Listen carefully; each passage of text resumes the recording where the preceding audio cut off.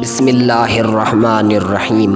السلام علیکم معزز سامعین، آج کی اس ویڈیو میں ہم آپ کے ساتھ بہت ہی دلچسپ حکایت بیان کریں گے۔ جی ہاں دوستو، حکایت کا عنوان کچھ اس طرح ہے: 60 سالہ عبادت، زنا کا گناہ اور صدقے کی روٹی۔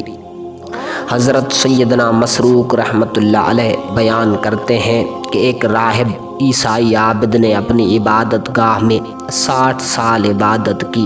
ایک دن اس نے آسمان سے بارش برستے دیکھ کر کہا، ابھی مجھے کوئی نظر نہیں آ رہا، اگر میں یہاں سے نیچے اتروں تو پانی بھی پی لوں گا اور وضو بھی کر لوں گا، پھر اپنی جگہ لوٹ آؤں گا۔ چنانچہ ایک روٹی لیے وہ عبادت خانے سے نیچے اترا تو اچانک ایک عورت اس کے سامنے آئی اور خود کو اس کے سامنے برہنہ کر دیا۔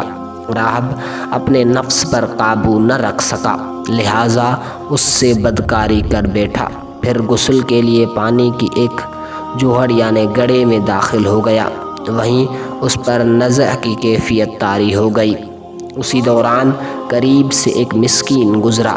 اس نے اشارے سے مسکین کو چادر کے نیچے سے روٹی لینے کا کہا۔ مسکین نے روٹی اٹھائی اور راہب کا انتقال ہو گیا۔ اس کے 60 سالہ اعمال کا زنا والے گناہ سے موازنہ کیا گیا تو زنا کا گناہ 60 سالہ اعمال پر غالب آ گیا۔ پھر صدقے میں دی گئی روٹی نیکیوں کے پلڑے میں رکھی گئی تو اس کے نیک اعمال کا پلڑا بھاری ہو گیا اور اس کی بخشش کر دی گئی۔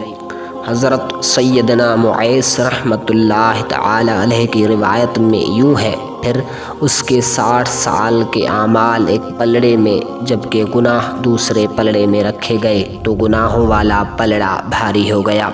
پھر صدقہ کی ہوئی روٹی اس کی نیکیوں والے پلڑے میں رکھی گئی تو نیکیوں والا پلڑا گناہوں والے پلڑے سے بھاری ہو گیا۔